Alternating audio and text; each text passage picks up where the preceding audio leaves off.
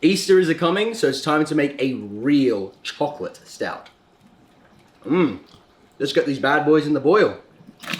It's chocolate time.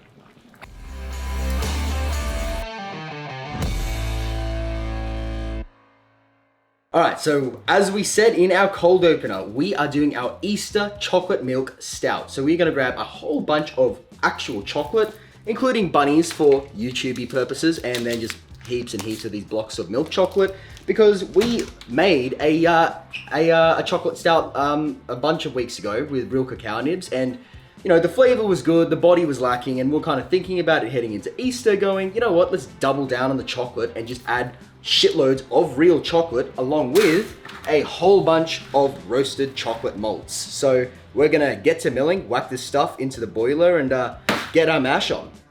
Don't forget to like and subscribe. Yeah. Quick disclaimer before we get into our grain milling. Do not crush your bunnies, they will not fit through your grain mill. Be kind to your bunnies. No animals were hurt in the brewing of this beer.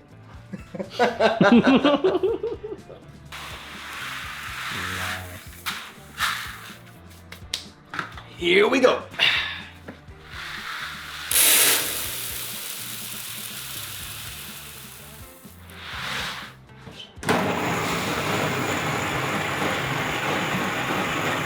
All right, time to get our mash on. So quick run through, we are using, you know, all the ingredients up there, but basically a whole bunch of light Munich wheat, midnight wheat for the color and flavor, dark chocolate malt, oat, rolled oats, and a whole bunch of actual chocolate, and a whole bunch of cacao nibs. So we'll go to the B-roll and show you how to treat this, but basically you're gonna bake this in the oven for like 5 minutes, 180 degrees Celsius, and that's gonna help release all those yummy cacao chocolatey flavors. So let's get our mash on, shall we? Time to start chucking all this stuff in.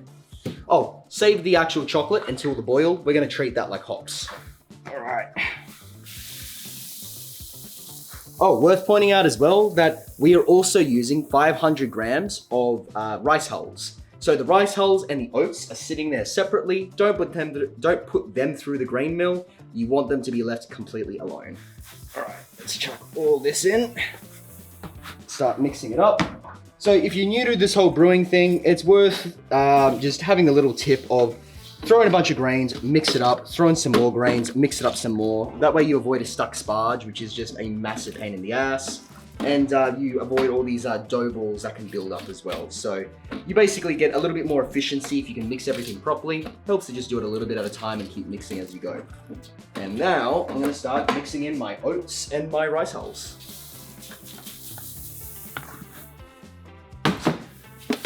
So the whole idea behind the oats and the wheat in this beer is because we want it to be like a dessert style stout. Obviously it's a chocolate milk stout, which also means, by the way, that there is going to be lactose. Forgot to say that earlier. 250 grams of the stuff to be exact. So the whole idea behind this is it's a dessert style stout. We want it to be super, super chocolatey and velvety and smooth and rich, which is where the oats and the wheat come in. They're going to really help to give it a nice silky body, hopefully thicken it up a little bit. The oats will add to that head retention. And then all that yummy chocolatey roasted malts is going to give us that espresso and dark chocolate character. So with all of that, I think there'll be a good balance for that. Oh, crystal malt. Forgot to say that one earlier. I'm sure Odin can post-edit and put stuff up there. But yeah, hopefully the chocolate is going to complement all this stuff nicely, and it's not going to be too sweet. But we'll see. I don't mind a bit of chocolate, so I reckon it'll pull up okay.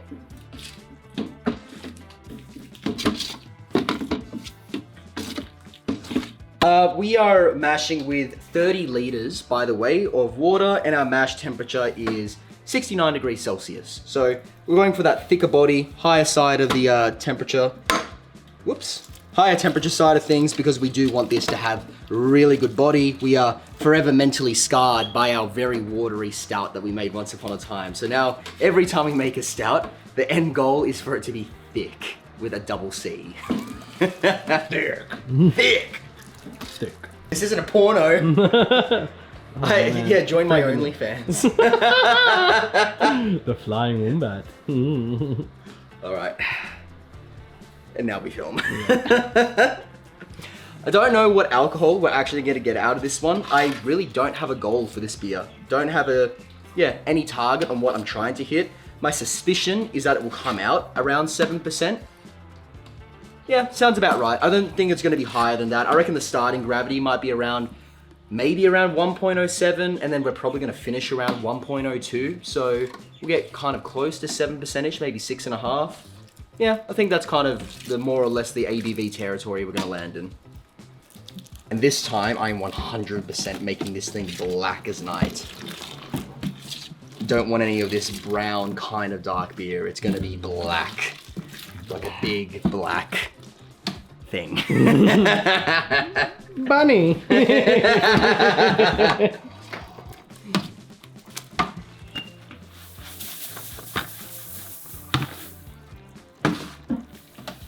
All right, last little bit. We are really pushing the limits of the mash tun this time round. It is right up at the top. The Brewzilla Gen 3.1.1.1. Point many ones. Point many ones. Yeah, Kegland, send me a new version. Yeah. Send me the 4.0, I'll review it for you. I would love the Gen 4. It does look pretty good. And it's got a I mean, spoilers, but it's got a domed bottom, so you can fully drain out. It's not like a flat bottom. It's like a dish at the bottom, so like fully drains. So you can do like CIP cleaning with it. You get every drop of wort out of it. It's pretty awesome. Kegland, you hear that? Yeah, Kegland, you hear that? All right, we are finished mashing in. We are filled right to the top. Ooh. That is awesome. Using every inch of this thing. Now we're just gonna pop our top filter on. Try not to burn my hands while I do it. Oh, that's hot. All right, there we go. Good to go. Oh, do you want to get a shot of it recirculating before I put the Sure. Before I put the lid on? All right, let's put that back on there. There we go. Now, don't spray me. Nice. That's already looking like a thick hot chocolate. Can't wait. That is good.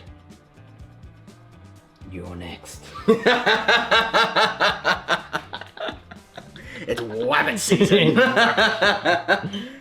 Oh, that looks good. I'm super keen to taste this. That's gonna be good. Easter beer. Mm-hmm. Hot.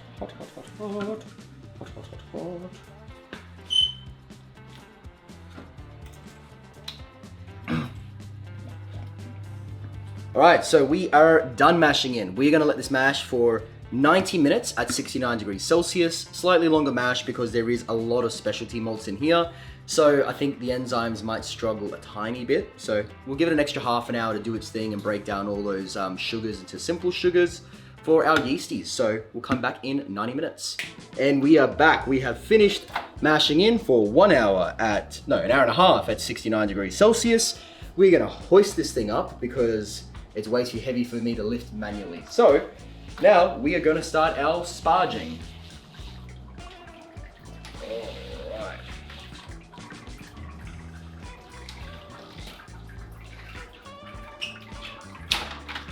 There we go. Nice and easy. Cool. So we're gonna let this drain out and then we're gonna start using the water at 80 degrees Celsius from our hot liquor tun over here to sparge over top of this grain bed and extract all those sugars that are trapped in here. But already this smells freaking delightful and it is black like crude oil. That is just awesome. You can hear it draining well as well now. Yeah, that's where things like rice hulls come in. Like rice hulls make, you know, wheat and oat heavy beers just drain so much more easily. They're so worth it. And if you've never used them before, they don't contribute any flavor, any color, any sugar. It's literally just a lautering aid. Anyway, we're gonna let this stuff drain out. Once it has done, we'll start pouring some hot water over top of this. I'm undecided yet if we're gonna do 30 liters or 35 liters of sparge water. I will play it by ear as we go along, depending on what kind of starting gravity we're looking at. So yeah, we'll be back in a little bit. So we are now ready to start sparging this stuff. So we're starting with 30 liters of water at 80 degrees Celsius. We're gonna run this over the top of our grain bed, just trying to extract all those leftover trapped sugars from this stuff. We'll let this drain out, batch sparge it a little bit at a time to make it as efficient as possible. And then after all of this is done, we can get to boiling. So yeah, we added the extension, by the way. That's why it's very suddenly taller. I'm not shrinking yet. But yeah, I'm a little bit fearful of a bit of a boil over with this one when we start getting up to boiling temp, because it is quite a thick beer. So yeah, better safe than sorry. We're gonna use the extension. Anything for the beer. All right, yeah, we'll let this get up to boiling once we finish sparging, and then we'll come back and get to all the many adjuncts that we are using today. He's crying, the rabbit. He's hiding in the back. He knows. He knows his time is coming. So we're getting a little bit curious. We're going to take a cheeky little sample and see what kind of color we're rocking. Oh, that is black. Show that to the camera. That is the blackest beer we've had on the channel so far. That's like proper inky blackness. That's nice. That's very nice. I'm so excited to ferment this. Yeah. That's gonna be good. All right, let's whack a little bit onto the refractometer. Where's my little sample dropper? I'm unprepared again. Run, boy. Okay. Let's see what this is looking like. What are we running with? Wow. So this is currently at 1.093. This is, to be fair, only part way through sparging. So that starting gravity is going to drop significantly, but based on that, I think my early assumption was correct. I do think this will probably end up with a starting gravity around 1.07. So yeah, this will be about a 7% stout, I think. Maybe more. It depends on how much. Have a sip of that, man. Yeah, off the. Yeah. It depends how much of the sugars from like chocolate and stuff actually ferment. I don't know how fermentable that stuff really is, so it'll be interesting. Let's see. It's very hot. This is like almost boiling already. The hot chocolate. Wow, that's good. Oh yeah. It It tastes like a very sweet, very sweet like drip coffee. Like the Americans, you like to have your pot of black coffee, like sitting on the little heater thingy. I don't know what that's called. That's kind of what this tastes like. It tastes like not quite an espresso, but it tastes like a long black, like we have in Australia. We have long blacks, not your drip thing, and it's really sweet, like a really sugary, just big black coffee. That's what it tastes like.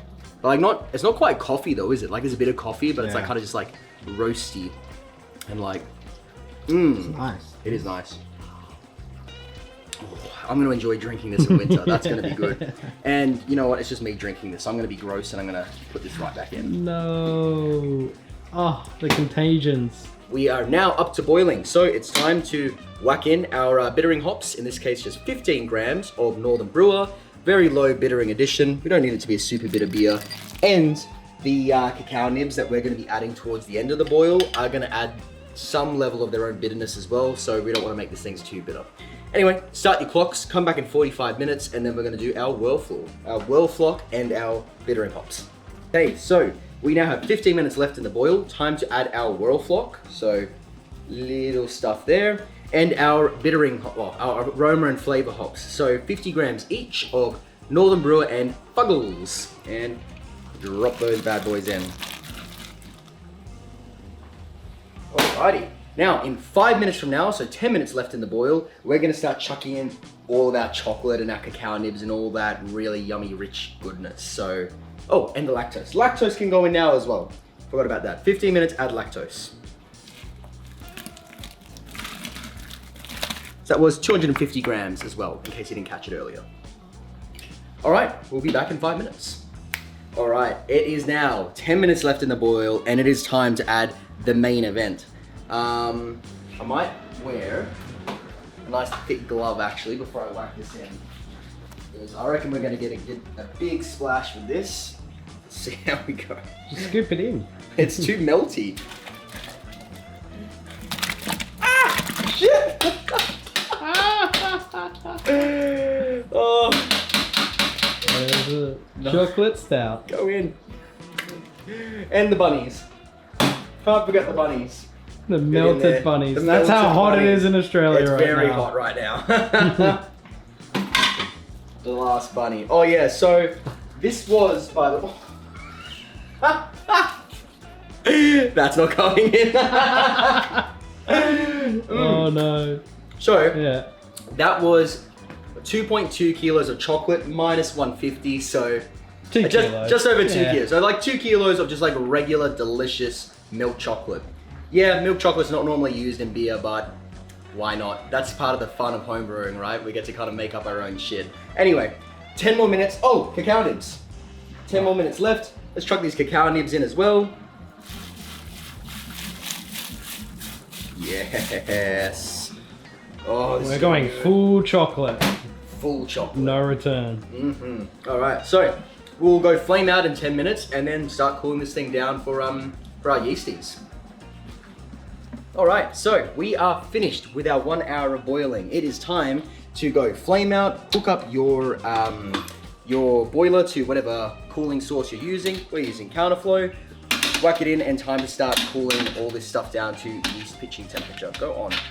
Really need to figure out a better system for this. If anyone's got any ideas, let me know. All right, there we go. That's all stable. Cool. Time to start pumping. Come on. I think it's actually a little bit too hot for the pump. I think that's the issue. Might let it cool down for a second. Come on, go. Yes. There we go. Always off and on again. That's how it works. That's IT for you. That's IT crowd. Ooh. Nice. All right, here we go. Big, black, and delicious. You know what? While this is going around, I might take a gravity sample. Let's find out what we're actually working with here. Did not clean this off. Give me a second, I'll wash this. Quick gravity reading. Let's see what we're working with. Bloody flies. All right.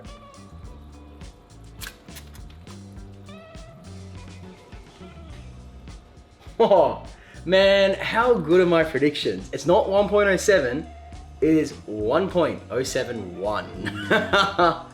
That is, oh, actually 1.072, I lied. Pretty close though, pretty close. 1.072, pretty high starting gravity. The question is gonna be, how low do we get? Because we've got lactose in there, which means that it's never gonna ferment. It's gonna stay there as residual sweetness.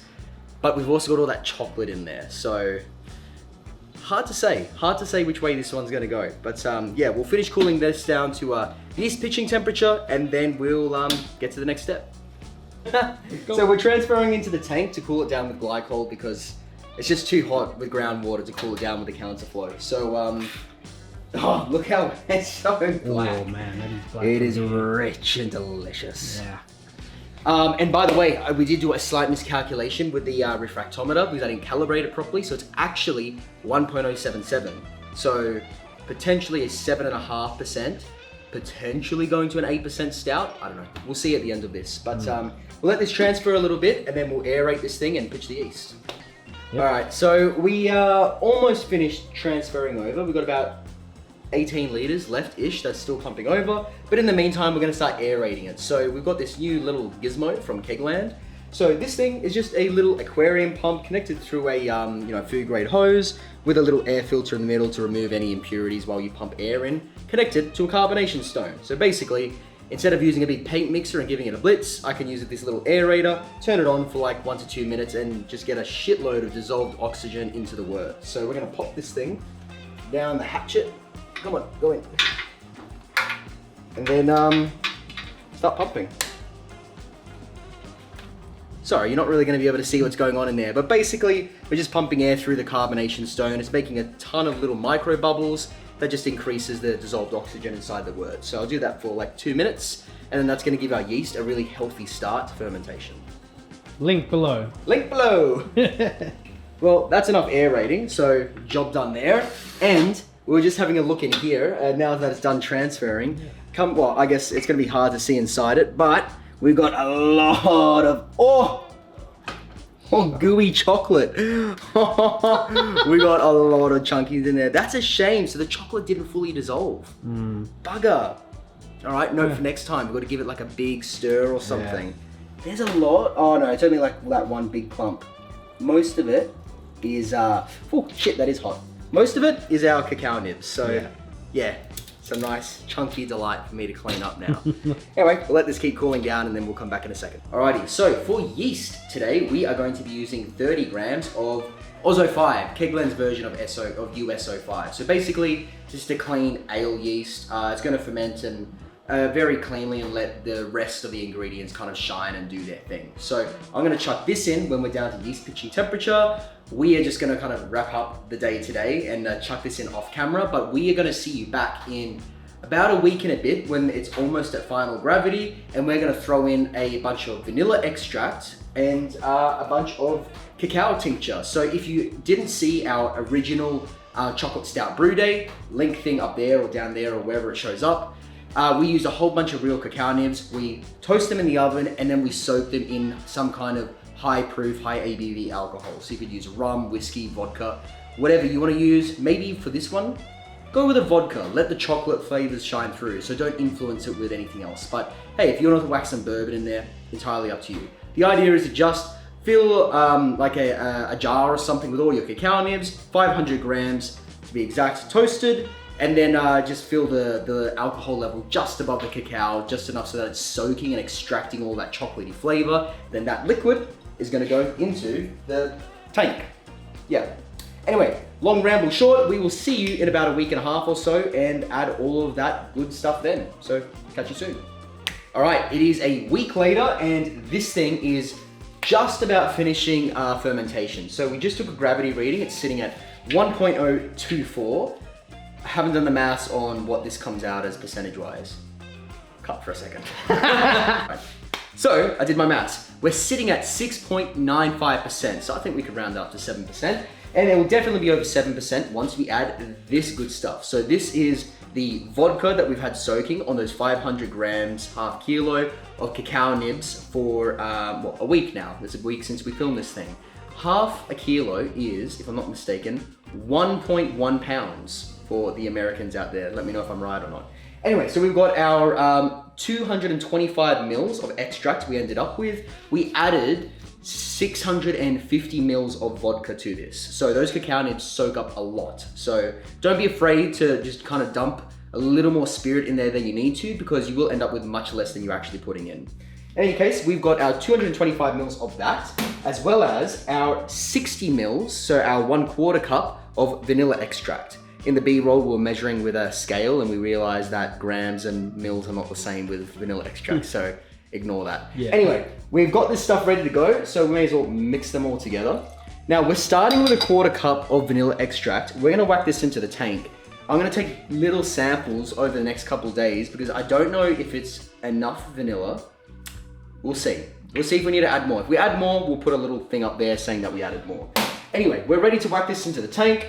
We've got fancy stainless steel shit because we're beer nerds. So we're basically gonna just do a little dry hopping thing with this. So normally we use this stuff for IPAs and stuff, but it is also quite useful when you need to add different additions for like something like a stout. So basically this means that we can just purge this little chamber here of all the oxygen inside it with CO2 getting pumped in from the tank. So that, I just realized there's no need to do that. We haven't added this yet. I'm doing this in reverse order. It's been a while. Good to show them. Yeah. Anyway, basically we purge this thing with CO2. Now we can tip whatever the hell we want to tip into the top of this thing here. Glug, glug, glug, glug, glug. Nice. And then we can purge this thing again. So now we're gonna remove all the oxygen from this whole area here, open the lever, and then all this good stuff is gonna go bombs away into our stout. So let's purge this thing up the top. And we'll just do this 3 times, should be good.